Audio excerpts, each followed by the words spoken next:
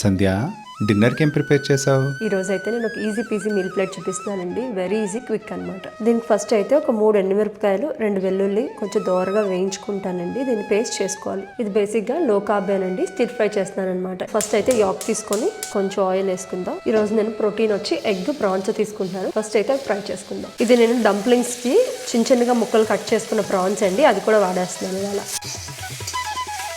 పక్కన కొంచెం ఆయిల్ వేసి ఎగ్స్ ఫ్రై చేద్దాం.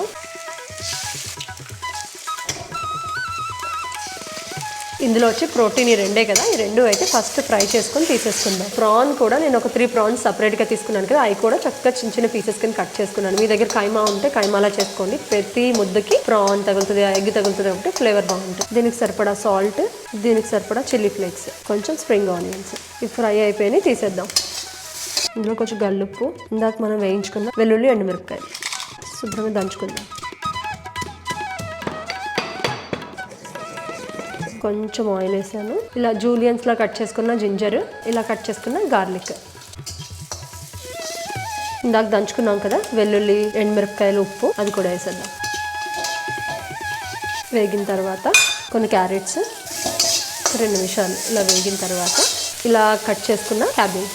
ఇది ఆల్మోస్ట్ 500 గ్రామ్స్ ఉంటుందండి 2 మనుషులకి. ఇది మీ చాయిస్ ఆఫ్ వెజిటబుల్స్ ఇవే వేసుకోవాలని లేదు. క్యాబేజ్ అయితే అందరికీ అందుబాటులో ఉంటుంది కాబట్టి నేను చూపించాను అనమాట.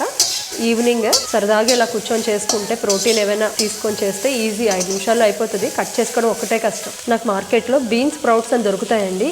అవి బాగా ఫ్రెష్గా దొరికే నేను అవి తెచ్చి వేసుకుంటున్నాను. చూడండి ఇలా బీన్స్ స్ప్రౌట్ అనమాట, చాలా బాగుంటాయి. ఇక నూడిల్స్ చేసుకున్నట్టేనండి. నూడిల్స్ ఉండవు, రైస్ ఉండదు, ఏం లేకుండా వెజిటేబుల్స్తో అనమాట. దాంతోపాటు మనం ఇందాక ప్రోటీన్ చేసుకున్నాం కదా, అది కూడా యాడ్ చేసేద్దాం. ఇది తృప్తిగా ఇంట్లో 2-3 ఈజీగా తినచ్చు. కడుపు నిండా మీరు అన్నం తినలేదన్న ఫీలింగే రాదు. అలాగే పైన కొంచెం నువ్వులు స్ప్రింకిల్ చేసుకుంటే చాలా బాగుంటుంది టేస్ట్. ఉల్లిపొరకులు స్టవ్ కట్టేసి సర్వ్ చేసుకుందాం. లాస్ట్లో ఇంకొంచెం ఉల్లిపొరకులు, కొంచెం చిల్లీ ఫ్లేక్స్, కొంచెం నువ్వులు. Dish done. Yummy hot meal అయితే రెడీ అండి. టేస్ట్ మేము రెగ్యులర్గా చేసుకుంటాం, చాలా బాగుంటుంది. సో ఈజీ ఐడియా అని అనుకుంటున్నాను, మీ అందరికి ఉపయోగపడుతుంది అని అనుకుంటున్నాను. టేస్ట్ అయితే